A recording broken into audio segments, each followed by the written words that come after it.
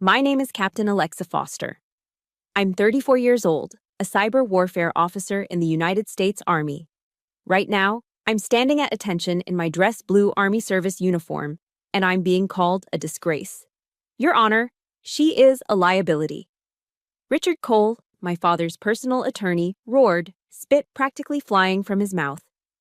An officer currently under investigation by the Army's Criminal Investigation Division for gross misconduct. She is unfit to manage anything, let alone her late mother's estate. But the cruelest blow didn't come from the hired gun. It came from my father.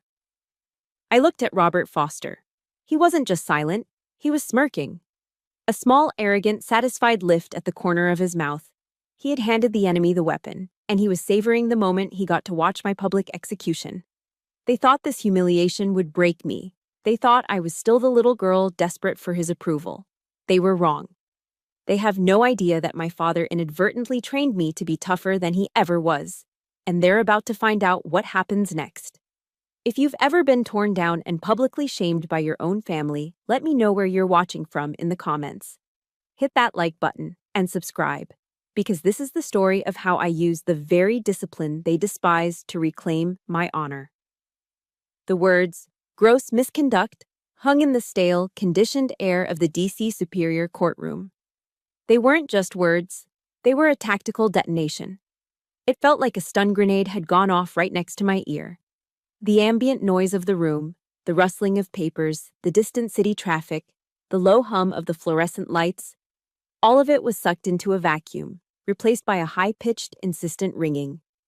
I am trained to withstand pressure, to operate under fire, to compartmentalize chaos and execute a mission. But this wasn't a battlefield in some remote, hostile country. This was a courtroom in Washington, D.C., and the person orchestrating the attack, the one supplying the intelligence and the ordnance, was my own father. Richard Cole, his face florid with performative outrage, continued his assault. He paced before the judge's bench, his expensive Italian leather shoes squeaking softly on the polished floor. He was a caricature of a high-powered lawyer, from his perfectly coiffed silver hair to the immaculate tailoring of his Savile Row suit, a suit that probably cost more than my first car. He jabbed a finger in my direction, a gesture of pure theatricality. This isn't just about poor judgment, Your Honor. This is about a fundamental flaw in character, a disregard for rules and regulations that puts everything she touches at risk. I stood perfectly still, my hands clasped behind my back. My uniform felt like a second skin, the dark blue jacket crisp, the brass buttons gleaming, the ribbons on my chest a silent testament to years of service and sacrifice. It was a suit of armor forged in honor, and they were trying to paint it as a costume worn by a failure. The bitter irony burned in my throat. My father wasn't just trying to win ownership of my mother's lake house. He was trying to win an argument that was decades old. He was trying, in this public forum, to finally prove to the world and to himself that my entire life had been a catastrophic mistake. He wanted to prove I was a failure. My eyes, by instinct, flicked to my father. Robert Foster sat at the plaintiff's table, the picture of patrician composure. He wore what I privately called his lawyer face, an impassive mask of cool, intellectual detachment that betrayed nothing. It was the same face he'd worn my whole life whenever my world failed to align with his expectations. I was instantly thrown back to the moment I first told him about the CID inquiry. I had gone to his cavernous, book-lined study in his Georgetown brownstone, hoping for a sliver of fatherly support, perhaps even legal advice. He had listened, his fingers steepled under his chin, his gaze fixed on a point just over my shoulder. When I finished, he didn't ask, "What happened, Alexa?" He didn't ask, "Are you okay?" He leaned forward, his voice a low, cutting whisper, and said, "What did you do to embarrass this family?" Sitting beside him now was my older brother, Mark. He caught my eye for a fraction of a second before looking away, shaking his head with a sigh of practiced disappointment. Mark, the golden child, the vice president at a Wall Street hedge fund, the perfect reflection of our father's ambition. He was part of the prosecution. He and my father were a unified front, a fortress of judgment built on shared values of wealth and status, and I was on the outside, a soldier defending a border they refused to even acknowledge existed. They were one, and I was other. The familiar cold ache of exclusion settled deep in my bones.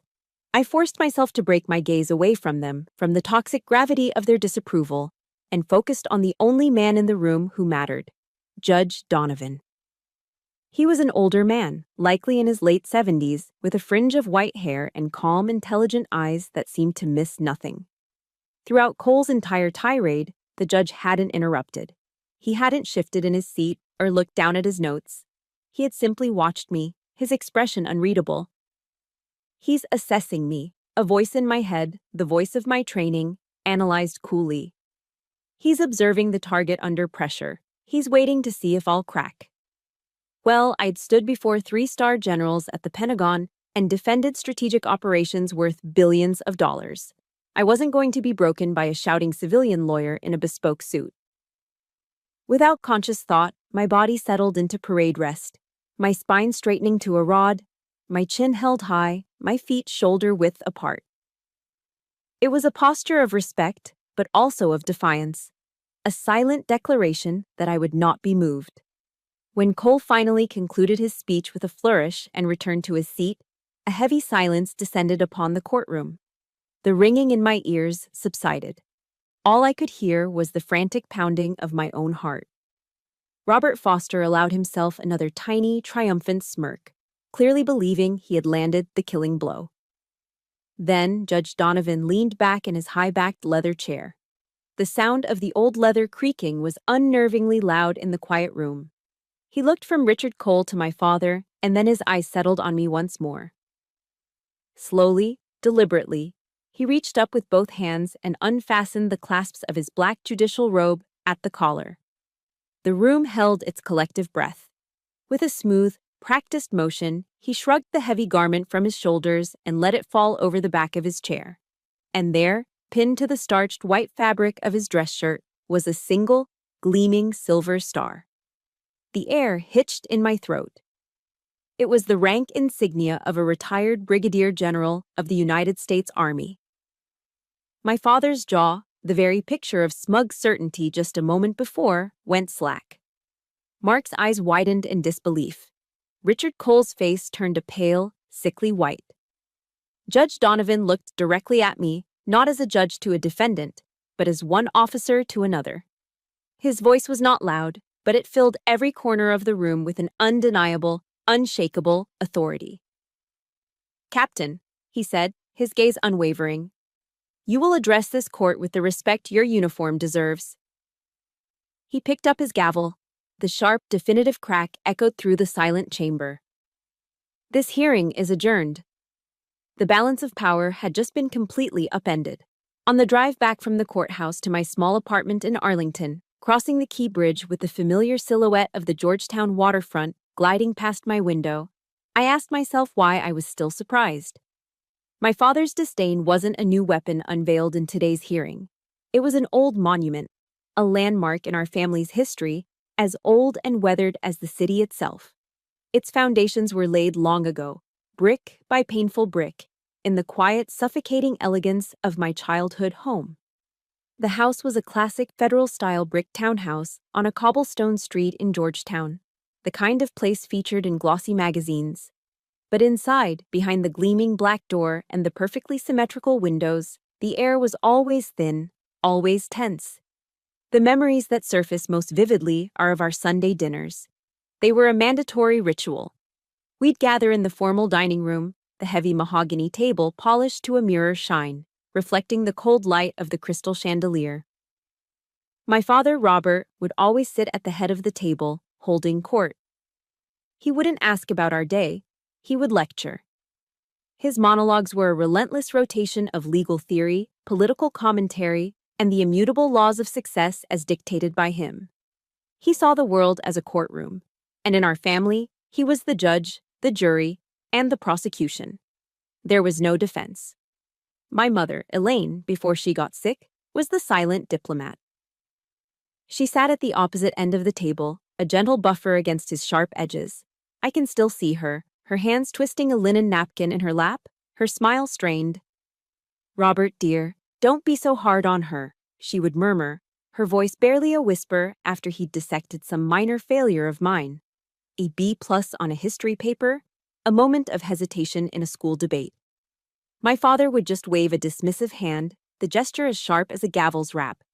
"Elaine, she needs to toughen up," he'd say, not looking at me, but at some abstract point in the distance. The real world has no room for sensitivity. To him, sensitivity was a terminal diagnosis. And then there was Mark. My older brother was never the subject of those lectures because he was the verdict my father had always wanted. Mark was the yardstick against which I was perpetually measured and found wanting. He went to Harvard Law, just like Dad. He got a job on Wall Street, a shrine to the only god our father truly worshipped: capital. Every one of Mark's achievements was treated like a royal decree, framed and mounted in the gallery of our family's prestige. I remember the day Mark called to say he'd made junior partner. That evening, my father uncorked a bottle of 1990 Dom Perignon he'd been saving for a special occasion. The pop of the cork echoed through the house like a cannon shot of victory. He toasted Mark's killer instinct. A few years later, when I called home, my voice buzzing with pride, to announce I had been selected for my first command, a signal company of over 100 soldiers, my father's only response after a beat of silence was, "Does it pay better?" In his eyes, my career in the United States Army was nothing more than a bizarre, prolonged hobby. It was a rebellious phase I was supposed to have outgrown, like a teenager's punk rock fixation. The most painful memory, the one that feels like a scar I can trace with my finger, is from my graduation at West Point. It was a day steeped in honor and tradition that stretched back centuries. The long gray line. The roar of the jets overhead. The sheer, overwhelming pride of standing on that field, having survived 4 years of relentless mental and physical pressure. When we tossed our hats into the bright blue sky, I felt like I could conquer the world. I felt, for one fleeting moment, that I had finally done something so undeniably significant that even my father would have to acknowledge it. That night, our family went to a ridiculously expensive restaurant in Manhattan for a celebration. I sat there in my dress uniform, the stiff collar a comfort, the weight of it on my shoulders a source of pride. My father barely spoke a word about the graduation, about the commission, about the oath I had taken to defend our country. Instead, he held court for the guests he'd invited, his business associates, spinning tales of Mark's latest triumph. Mark just closed a 7-figure deal, he announced to the table, his voice booming with a pride I'd never once heard directed at me. He structured a leveraged buyout that was pure genius, a real shark. I just sat there, a captain in the U.S. Army, feeling completely and utterly invisible. I was a ghost at my own celebration, a footnote in the grand narrative of the Foster men. That was the moment I understood. It didn't matter what I accomplished. I could win a war single-handedly. And my father would only ask if it increased the family's net worth. If you've ever felt invisible in a moment that was supposed to be about you, hit the like button. And tell me in the comments, just one word, what you achieved that they ignored. My mother was the only one who saw me. She understood that my father's world was a language I could never and would never speak. Before she passed away from cancer, she did something quiet and radical. She secretly amended her will, leaving me sole trusteeship of her small, peaceful lake house in Virginia. It was our place, our sanctuary. It was where we'd go to escape the oppressive formality of Georgetown, where we'd skip rocks across the water and talk for hours. It held the only truly happy memories of my childhood. "It was my escape, Alexa," she told me once, her voice weak but clear. "And I want it to be yours." And now, my father was trying to strip that last piece of her from me. Driving through the streets of Arlington, the weight of the day pressing down, the truth crystallized into a single, painful thought. This lawsuit wasn't about a piece of property. It wasn't about money or assets. My father was suing me for the one crime he could never forgive. He was suing me for not being Mark. The flashbacks ended. The weight of the past dissolved as the sun began to rise. The next morning, at 0500 hours, I was in my car, navigating the pre-dawn quiet of the Baltimore-Washington Parkway on my way to Fort Meade, Maryland. My father's world of lawsuits and legacies, of Georgetown dinner parties and calculated insults, vanished in my rearview mirror. I was entering my world now, a world of orders, of clarity, of consequence. My office is a place most people only see in movies, and even then, they usually get it wrong. It's a SIF, a sensitive compartmented information facility. To get inside, you have to pass through a door that looks like it belongs on a bank vault. There are no windows. The air is always chilled to a precise temperature to keep the servers from overheating, and it carries the constant low hum of machinery, the sound of data flowing, of secrets being kept. The only light comes from the cold blue glow of hundreds of monitors reflecting in the focused eyes of the men and women who work there. This is the new front line, the digital battlefield of the 21st century, and I am a commander here. I lead a team of what we call cyber hunters. My job, in the simplest terms, is to find the ghosts in our machine. We hunt for the digital fingerprints of foreign intelligence services, terrorist cells, and state-sponsored hacker groups who are trying to break into our networks, steal our intelligence, and disrupt our operations. The responsibility is immense, a crushing weight that never truly lifts. But it's also clean. It's definite.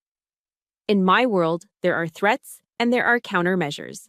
There are assets to be protected and enemies to be neutralized. There is no gray area, no room for the kind of emotional manipulation that defined my family. Here, my value is measured in my performance, in my ability to anticipate a threat and shut it down. My authority is earned, not inherited. Just as I was starting my morning threat assessment, an email notification popped up on my secondary screen. The subject line was simply, "Congrats." It was from Mark. Attached was a link to a Forbes article profiling his hedge fund's record-breaking quarter. I clicked on it, and a picture of my brother filled the screen, smirking, confident, standing in a glass-walled office overlooking the Manhattan skyline. "Golden Boy Mark Foster does it again," the headline read. I read a few lines about his brilliant use of predictive algorithms to corner the market on some emerging tech sector. "Fantastic, Mark," I muttered to the empty air of the SCIF, a bitter taste in my mouth. "You use algorithms to make rich people richer. I use them to stop our nation's enemies from stealing the blueprints to a next-generation fighter jet." The contrast was a familiar, painful joke. It reminded me of a video call we'd had a few months back. He'd called from his car, a new Porsche judging by the headrest. "So, Al," he'd said, his tone a mixture of pity and condescension, "still playing those computer games for the government? When are you going to get a real job?" I remember just staring at his face on my phone screen, speechless. A real job. As if protecting the infrastructure of our national defense was somehow less real than trading stocks. The disconnect was so profound, it was almost absurd. I pushed the thought of him away, my focus snapping back to the main threat intel screen. One of my junior analysts, a sharp young sergeant named Diaz, flagged an anomaly. "Ma'am, got a ping. Looks like a phishing attempt against the Pentagon's logistics network. Pretty sophisticated." My pulse quickened. This was it, the hunt. For the next several hours, the world outside the SCIF ceased to exist. My team and I were locked in, a silent, coordinated dance of keystrokes and commands. The digital intrusion was more than sophisticated, it was elegant, surgical. A signature we recognized from a particularly aggressive foreign adversary. They were good, very good. But they were arrogant. "They're trying to brute force a secure server," Diaz reported, her voice tight with concentration. "They'll be locked out in 90 seconds. "No," I commanded, my voice sharp and clear, cutting through the hum of the servers. "Don't lock them out. I want to see where they go. Reroute their access path. Send them to Honeypot Zulu." A honeypot is a decoy, a fake network designed to look like the real thing, filled with tempting but worthless data. It's a trap. I want to know who they are, what tools they're using, and what their objective is. Give them the illusion of success. For the next 48 hours, we barely slept.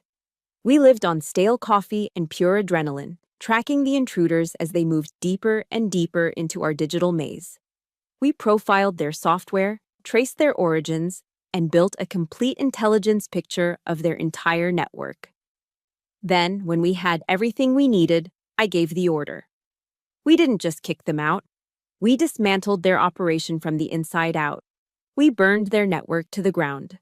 When it was over, my commanding officer, a stern, no-nonsense colonel, came down to the SCIF. He reviewed the after-action report, his eyes scanning the data on the screen. He didn't offer a flowery speech or a round of applause. He just looked at me, gave a single sharp nod, and said, "Good work, Captain." In our world, that nod was a medal. That simple acknowledgement of a job well done meant more to me than any accolade my father had ever withheld. It was real. It was earned. That evening, I drove home to my quiet, empty apartment in Arlington. The adrenaline from the operation had faded, leaving behind a familiar, hollow exhaustion. I pulled a Stouffer's frozen lasagna from the freezer and nuked it in the microwave.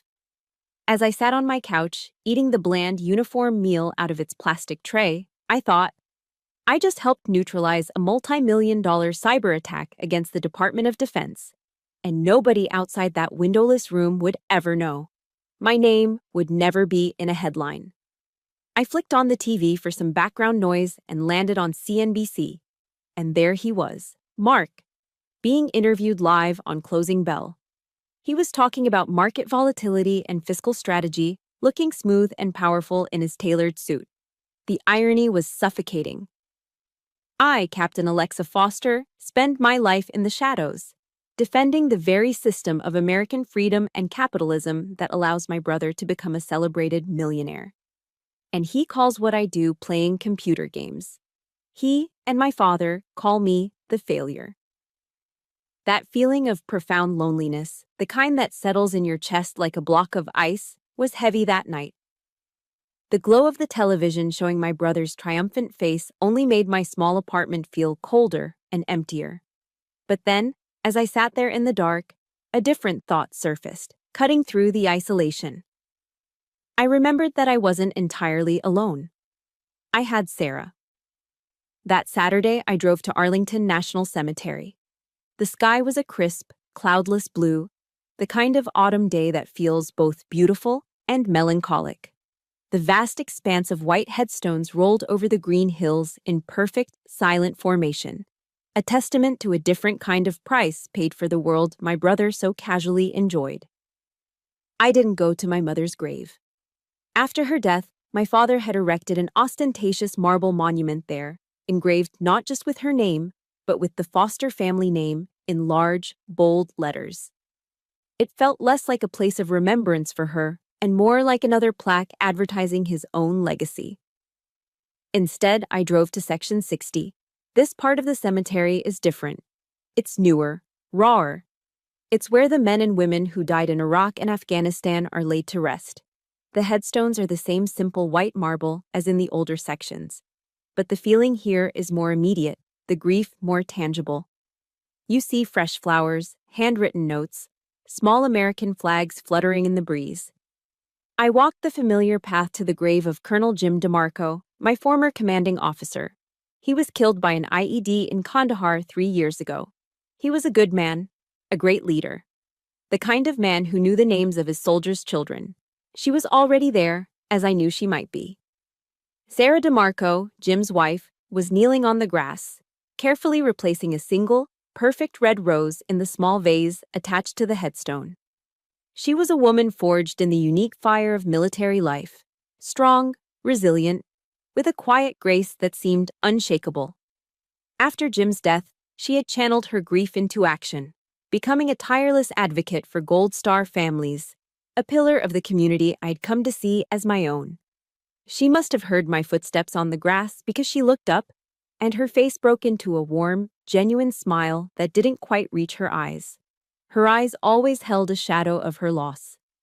She stood and brushed the grass from her knees, opening her arms as I approached. I stepped into her embrace, and for the first time in what felt like an eternity, I let my guard down.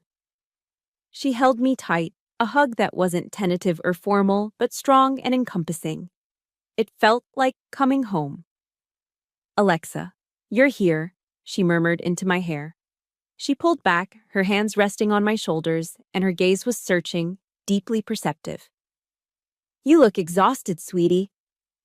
It was such a simple sentence, but it almost broke me right there. There was no judgment in her voice, no questions about the lawsuit, no probing for details. Just pure maternal concern.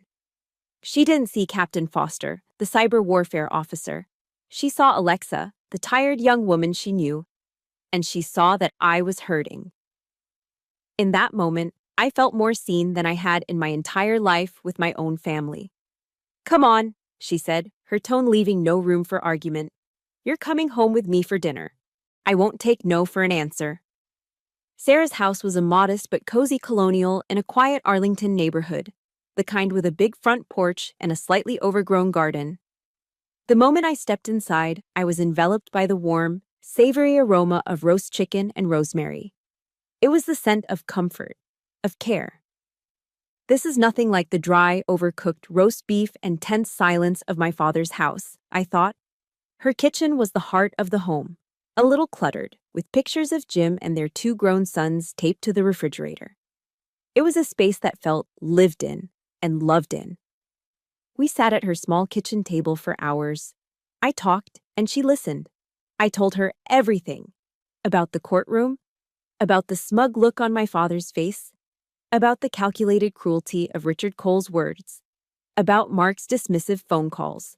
The wall I had so carefully constructed around myself in that courtroom, the discipline that had kept me standing tall and emotionless, finally began to crumble.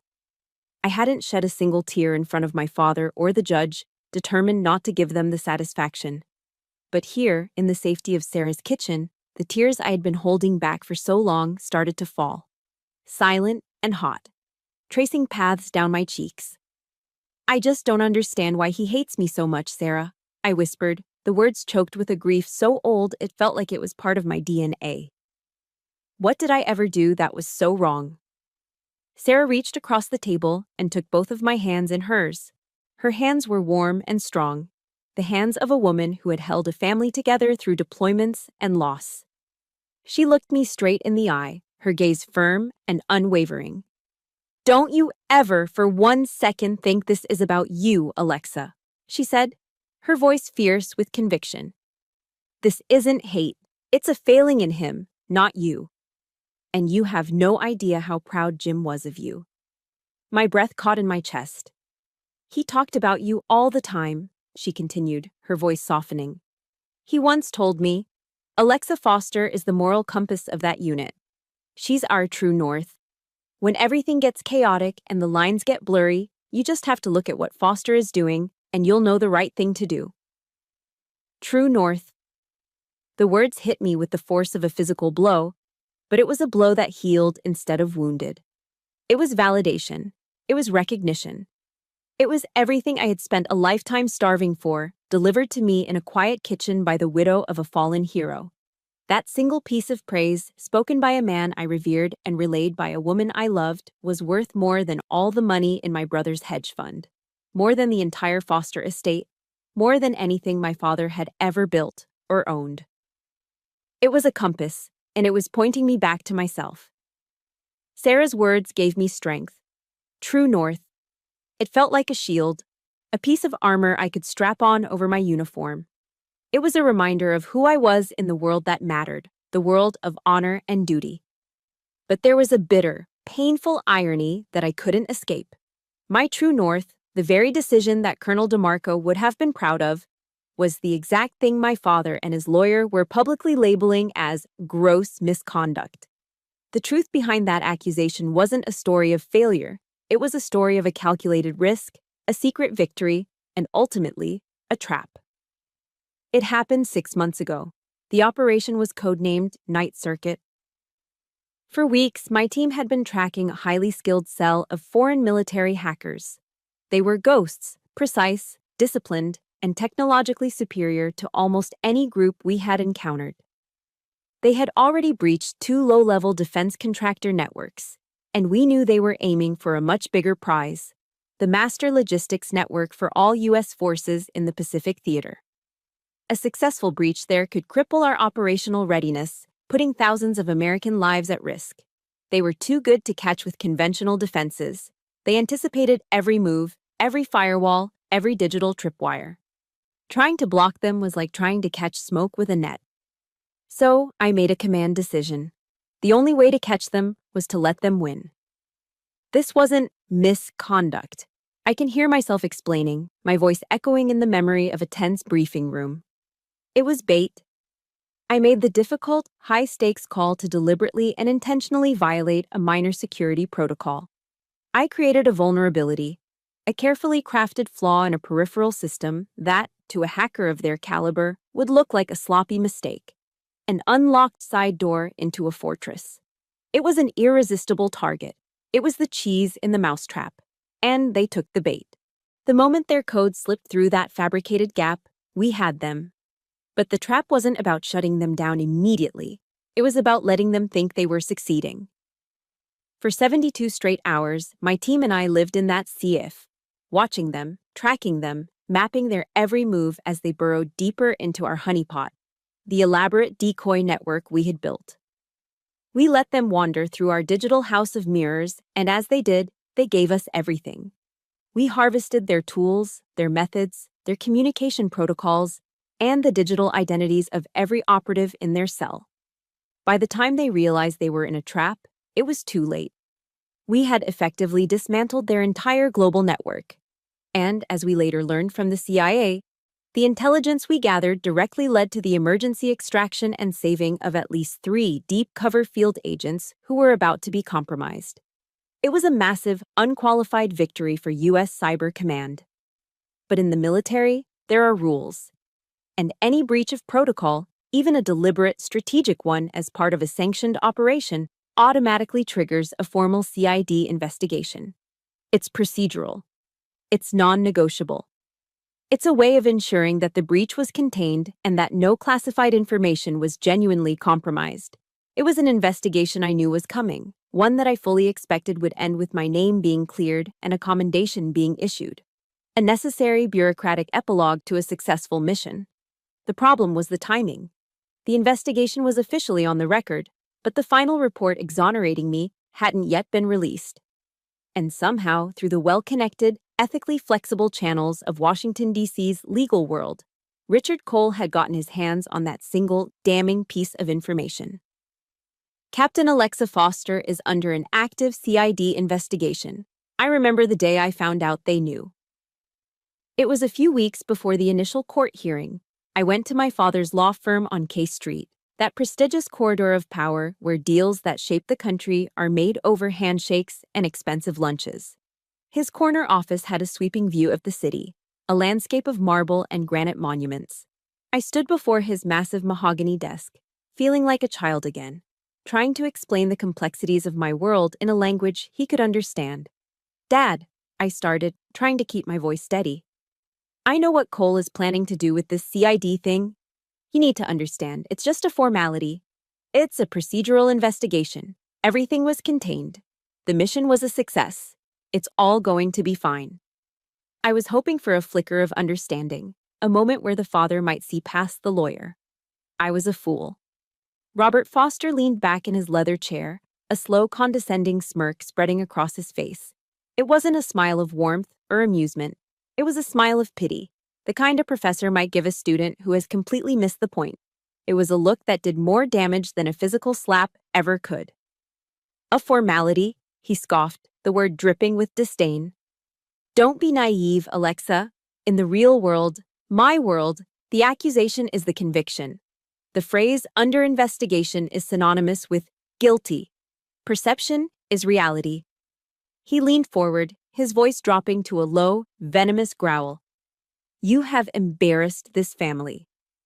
The Foster name has been built on a reputation of impeccable integrity and success for 3 generations. What am I supposed to say to my partners? To my friends at the Metropolitan Club? Oh yes, my daughter, the Army officer, is being investigated by the military police. Do you have any idea how that sounds?" I just stood there, speechless, the blood draining from my face. He wasn't listening.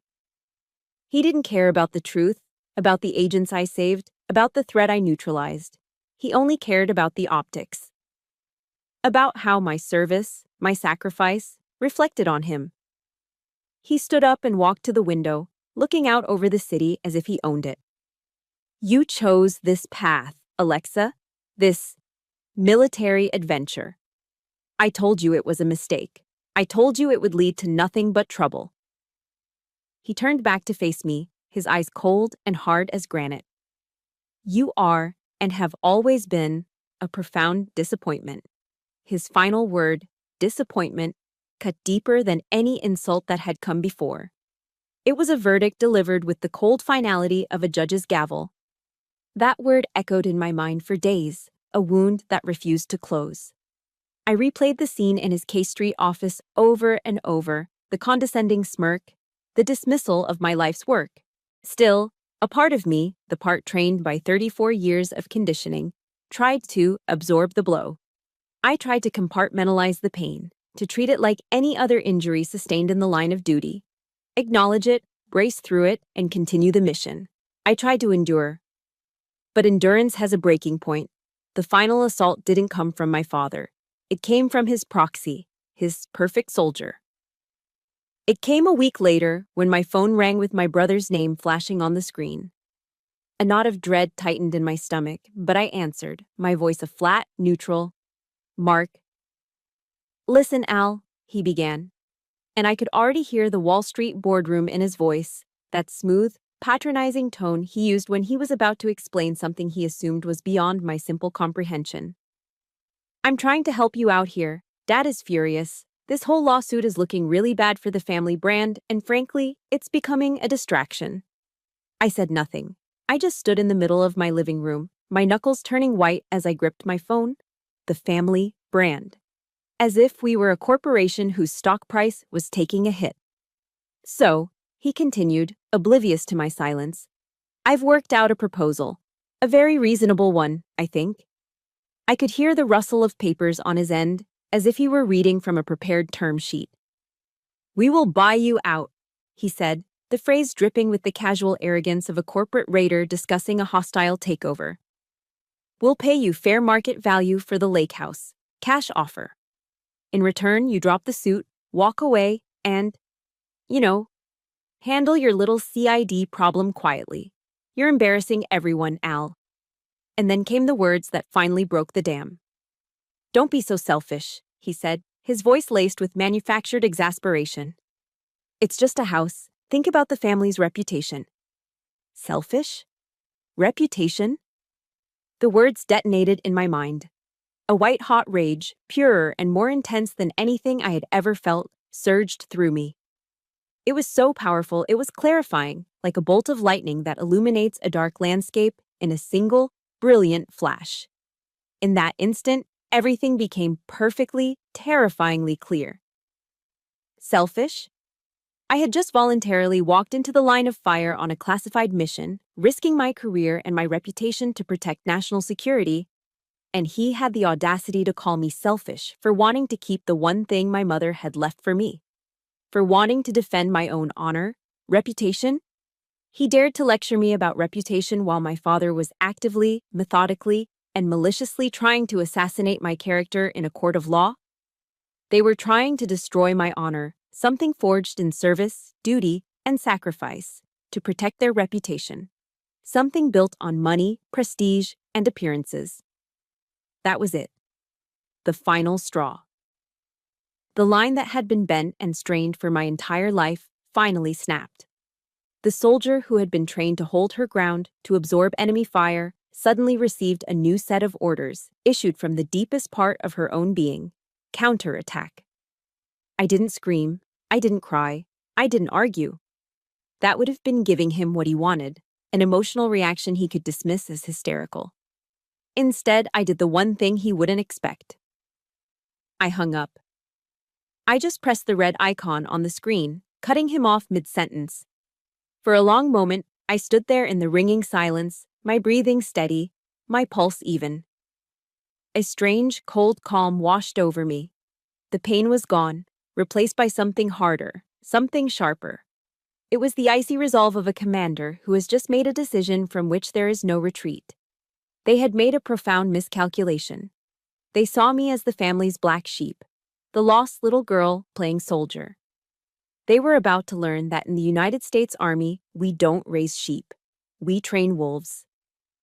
If you have ever reached that point where you knew you couldn't take it anymore, that you had to fight back, just type, "I'm a wolf" in the comments. Let's see how many of us there are. And hit that like button if you're ready to see what happens when a wolf is cornered. My movements became fluid, precise, driven by a new and absolute purpose. I walked to my desk, picked up my phone, and scrolled through my contacts. I bypassed my personal address book and went straight to my encrypted military contacts. My finger stopped on a name. I pressed the call button. The phone rang twice before a crisp, professional voice answered. "Major Ortiz." "Major," I replied, my voice as calm and steady as a sniper's breath. "This is Captain Foster. I need your help." My call to Major Ortiz set the wheels in motion. The moment I hung up with my brother, the soldier took over. The hurt, the rage, I didn't discard them. I repurposed them. They became fuel for the engine of strategy. I wasn't going to simply defend myself against my father's accusations anymore. I was going on the offensive. I was going to prepare a battlefield my father and his high-powered civilian lawyer couldn't possibly comprehend. 2 days later, I met Major Lena Ortiz at a crowded Starbucks in Tyson's Corner. The place was buzzing with the typical Northern Virginia traffic. Government contractors talking in acronyms, young professionals hammering away on laptops. Ortiz was a sharp, no-nonsense JAG lawyer with a reputation for being fiercely intelligent and even more fiercely loyal to the soldiers she advised. She stirred her black coffee, her gaze direct and analytical over the rim of the paper cup.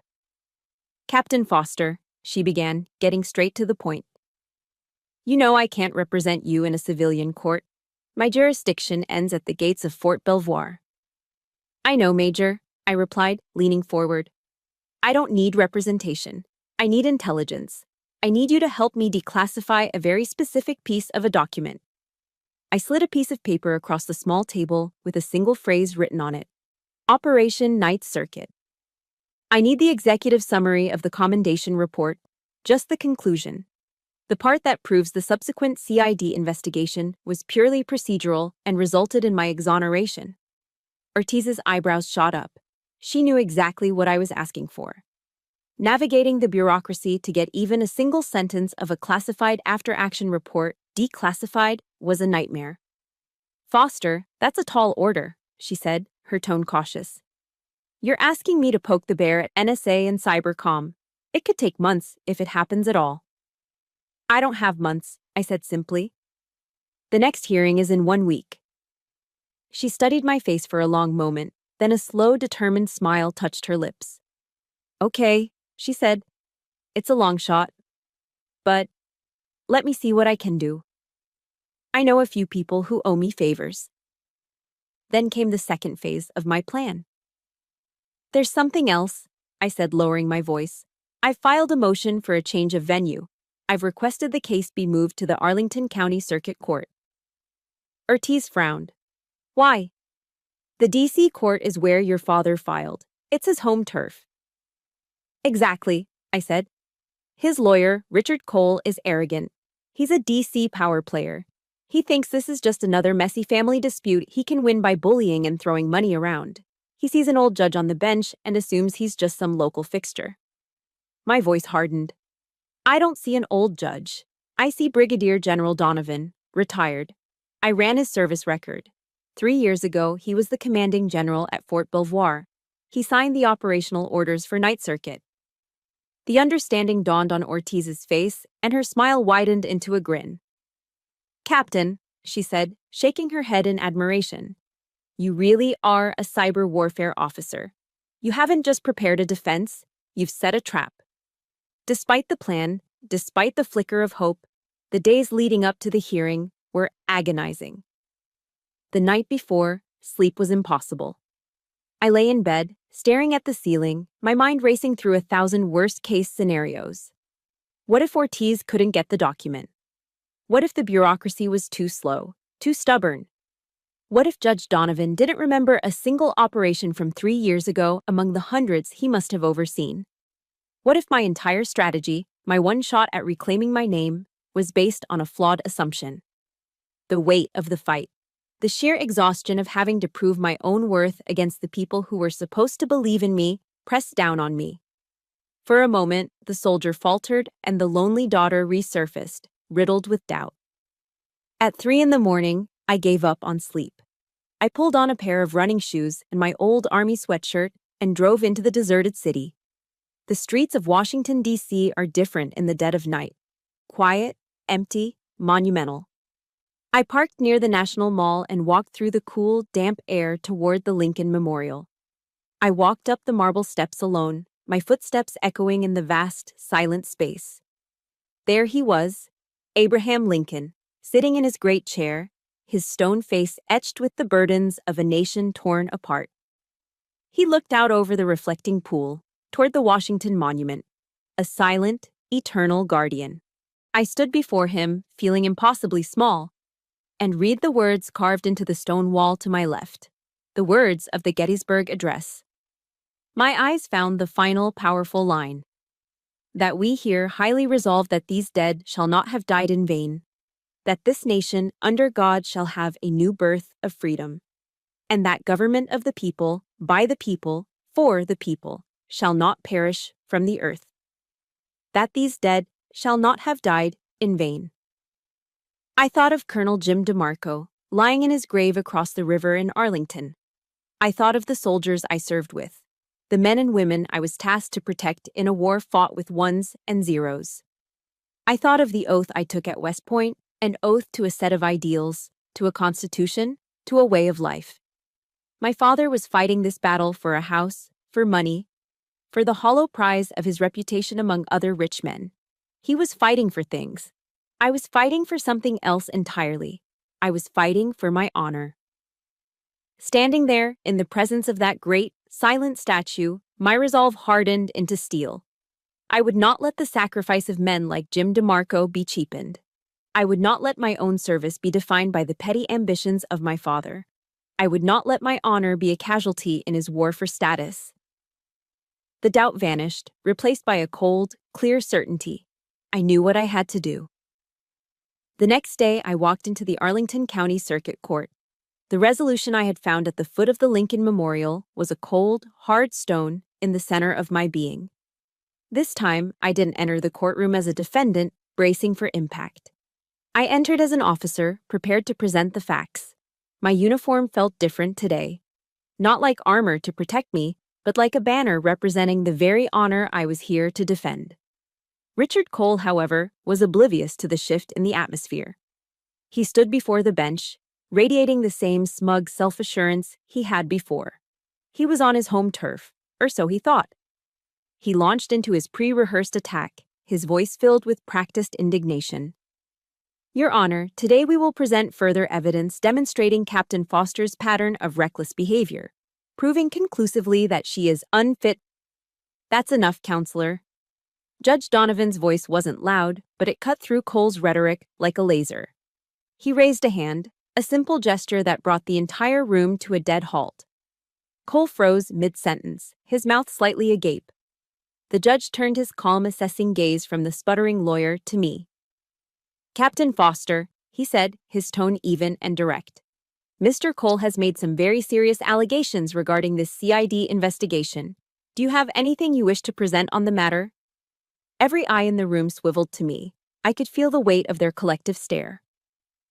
Across the room, I saw my father, Robert, lean back slightly in his chair, a faint, condescending smirk playing on his lips.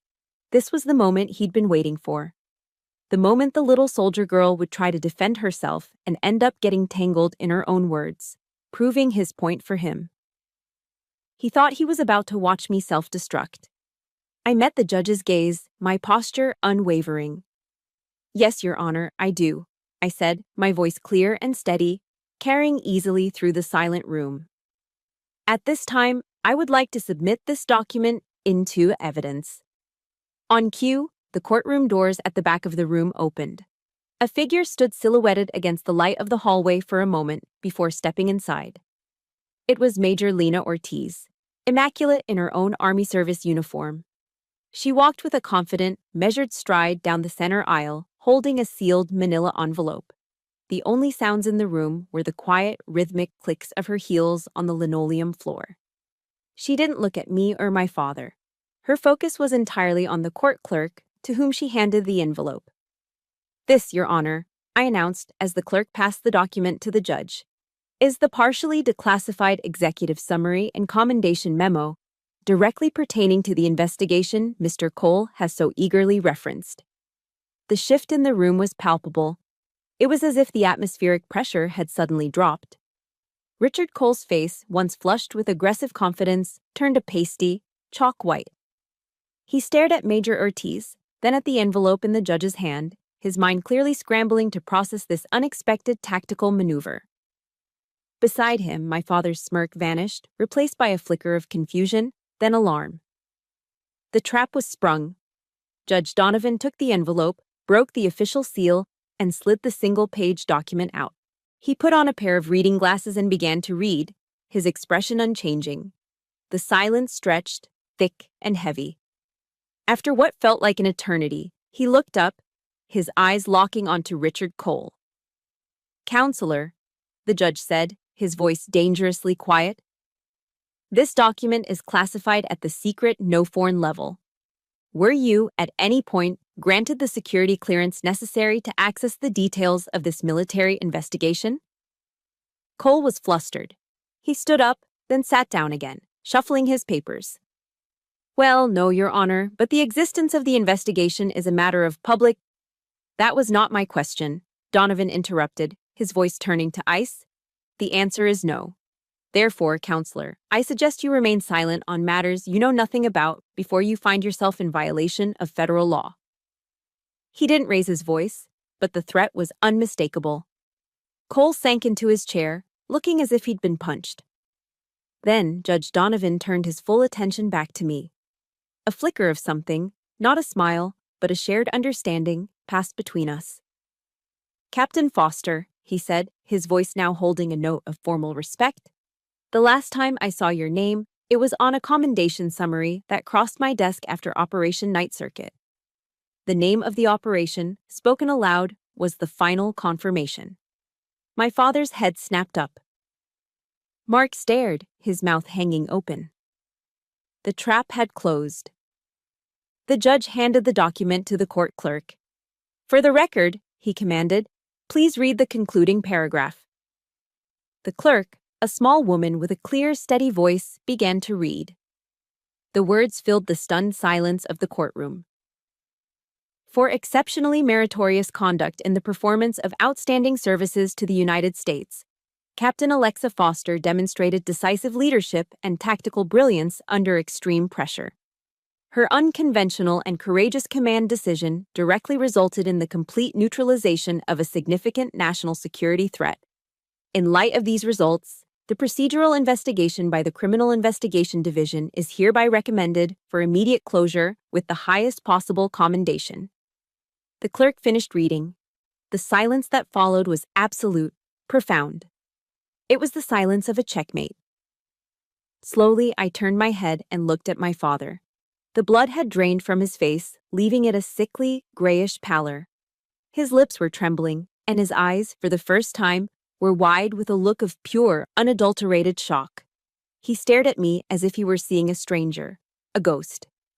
He leaned forward, and in a hoarse, strangled whisper that was somehow audible in the dead quiet, he asked a question not to the court, but to himself. You were that Foster?" The war was over, and I had won. In the deafening silence that followed the clerk's final word, I held my father's shocked gaze. His question, You were that Foster?" hung in the air between us, a fragile bridge across a lifetime of misunderstanding. I rose slowly to my full height, my posture perfect, my uniform seeming to settle more comfortably on my shoulders. I looked at the man who was my father, but I addressed my answer to the officer who had once signed my mission orders. "Your Honor," I said, my voice quiet but firm. "I always have been." Judge Donovan nodded once, a gesture of finality. He brought the gavel down again. "This case is dismissed, with prejudice."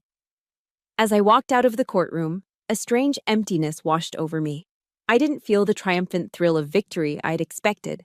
There was no surge of adrenaline, no desire to celebrate. I just felt tired, utterly and completely exhausted. And beneath the exhaustion, a new feeling was taking root. A feeling I hadn't realized I was missing until this very moment. Freedom. The freedom from the crushing weight of constantly trying to prove I was worthy. My father was already gone when I reached the hallway, swept away by his now silent lawyer. He didn't say a word as he left. He looked like he had aged 10 years in 10 minutes. The invincible, articulate Robert Foster, for the first time in his life, was speechless. But my brother, Mark, was waiting for me. He looked lost, his usual Wall Street swagger completely gone. "Al," he started, his voice uncertain. "Al, I didn't know." I held up a hand, stopping him. My gaze was level, my voice devoid of heat or anger. It was just empty. "Don't, Mark," I said. "Just don't say anything." I didn't have the energy for his excuses or his sudden remorse. I simply walked past him, leaving him standing alone in the echoing marble corridor. Life settled into a new kind of quiet. A month later, an official letter arrived from the Pentagon. It was printed on heavy cream-colored stationery, formal and official. It stated that the CID investigation was officially closed and that, upon review of Operation Night Circuit, I was being awarded the Meritorious Service Medal for my leadership. I read the letter twice, then put it on my kitchen counter. It felt good, but it also felt like a confirmation of a truth I had already found for myself. The real celebration came that weekend. Sarah DeMarco refused to let the moment pass unmarked. She threw a small party for me at her house. There were no powerful guests or expensive champagne. It was just a handful of close friends, other military spouses, a few officers from my unit, and Major Ortiz. We had a barbecue in her backyard, grilling burgers and drinking cheap beer out of the bottle. We laughed and told stories, and for the first time, I felt the warmth of genuine, unconditional pride from the people around me. The simple, heartfelt, "Congratulations, Alexa," from a friend grilling hot dogs meant more than any recognition my father could have ever offered. This was my family, the one I had chosen and the one that had chosen me back. I was getting more respect and affection over a paper plate of potato salad than I had ever received in a lifetime of sitting at the Foster family's mahogany table. Then, a few weeks after that, Mark called again. His voice was different this time. The arrogance was gone, replaced by a strained, hesitant tone I'd never heard from him before. "Al," he said, "it's about Dad. He's not doing well. He hasn't left the house since the hearing. He won't talk to anyone. I thought, maybe if you called him, maybe you could just talk to him." I closed my eyes and took a long, slow breath. I could picture my father, alone in that big, silent house in Georgetown, the fortress of his pride finally breached. A year ago, this call would have been a weapon against me, a guilt trip designed to pull me back into the family drama. A year ago, I would have felt responsible. I would have felt the familiar pull of duty to a family that had never been dutiful to me. But the woman who had stood in that courtroom was not the same woman who answered the phone today. "Mark," I said, and my voice was calm, measured, and resolute. "That is not your problem to solve, and it is not mine. It's his." I paused, letting the words sink in, drawing a line in the sand not with anger, but with absolute finality. "Don't call me about this again." And I hung up. The border was drawn. The gate was closed. That evening, I was having coffee with Sarah, and I told her about the call. She listened patiently, her expression thoughtful. "Do you think you'll ever forgive them?" she asked gently. I stared into my coffee cup, watching the steam rise. The question was heavier than it sounded. I thought about my father's face in the courtroom. I thought about Mark's selfish transactional offer on the phone. "I don't know," I confessed, the words tasting strange and honest on my tongue. "Forgiveness doesn't mean forgetting, Sarah. It doesn't mean erasing the damage." I looked up and met her wise, compassionate eyes. And it certainly doesn't mean giving them the chance to do it all over again. Right now, more than anything else, I just want peace. Peace. That was what I had been looking for. Not victory, not vengeance, not even forgiveness. Just a quiet space to breathe, to be. A year passed, a year of healing, of quiet rebuilding, of learning to live without the constant weight of disapproval on my shoulders. The seasons turned, and so did I. Today, I am Major Alexa Foster. The silver oak leaf insignia on my collar feels heavier, more solid than the parallel bars of a captain. It feels earned. I'm standing in a sterile, windowless classroom at Fort Meade, not as a hunter, but as an instructor. Before me sits a group of newly minted captains, their faces young, eager, and a little intimidated. They are the next generation of cyber warfare officers, the future guardians of that invisible battlefield. I'm teaching a course on advanced network defense strategies, but today's lesson is on something less tangible. Your job is not just about code and countermeasures, I tell them, my voice calm and confident, echoing slightly in the quiet room. It's not about the technical specs of the weapon. It's about the integrity of the person wielding it. In the fog of a digital war, when data is deceptive and the enemy is faceless, your technology will fail you. Your intellect might fail you. The only thing that won't is your character. I look from face to face, trying to impress upon them the lesson that had cost me so much to learn. Your mission, above all else, is to be the true north when every other compass is spinning. That is your ultimate responsibility. To your unit, to your country, and to yourselves. In that moment, I realized that the legacy of Colonel Jim DeMarco, his belief in a moral compass, had been passed on. And now, it was becoming my own legacy to share. I kept my mother's lake house. The lawsuit was dismissed, the deed was cleared, and it became mine, officially. But my ownership of it has nothing to do with legal papers anymore. I drive out there most weekends, leaving the rigid geometry of Washington, D.C. behind for the gentle curving shoreline of the Virginia countryside. It's my sanctuary, my escape. I spend hours on the wide wooden porch that overlooks the water, often doing nothing more than sipping a tall glass of iced tea and watching the sunlight dance on the gentle ripples of the lake. The house is filled with my mother's memory, but it's no longer a place of grief. It's a place of profound peace. It is mine, not because I won a court case, but because I have finally, truly come to believe that I am worthy of the peace it offers. Life has a quiet, comfortable rhythm now. It's a life I've built for myself, on my own terms. But the past doesn't simply vanish. It just loses its power. One evening, I was on my couch, reading a book, when my phone buzzed on the coffee table.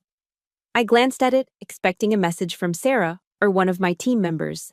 But the name on the screen made my breath catch in my throat. It was my father. The first message from him in over a year.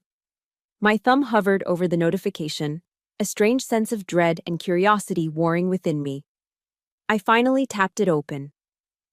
The message was short, just a few words. Your mother would have been proud. Dinner. Sometime. My heart gave a painful little lurch, a ghost of an old reflex. It was the involuntary flinch of a wound that has long since scarred over, but still remembers the pain. There was a time, not so long ago, when a message like that would have shattered my defenses. The younger Alexa, the one who was starving for a single crumb of approval, would have dissolved into tears of relief. She would have seen those words as an olive branch, an armistice, a chance to finally have the father she'd always wanted. But that Alexa died in the Arlington County courtroom. She was a casualty of a war I had to win to survive. I looked at the message on the screen for a long time. I saw the clumsy attempt at reconciliation. I saw the tacit admission of my worth, now that it had been validated by the world he respected. But I also saw what wasn't there. An apology? An acknowledgement of the pain he caused. Any real understanding. It was an invitation back to his world, on his terms. I didn't reply. My finger moved to the delete button, but I paused. Deleting it felt too angry, too reactive. It felt like giving the message a power it didn't deserve. Instead, I tapped the other option, the Archive button. The message vanished from my main inbox, not erased, but simply filed away. It's still there, I suppose. A piece of data, sorted and categorized, stripped of its power to harm me. It exists, but it is no longer a part of my active emotional life. It's a relic from a past I no longer inhabit. The Foster family legacy, with its emphasis on reputation and wealth, belongs to my father and to Mark. I truly hope they find happiness in it. But my legacy? My legacy is different. I am building it myself. One mission, one soldier, one honorable decision at a time.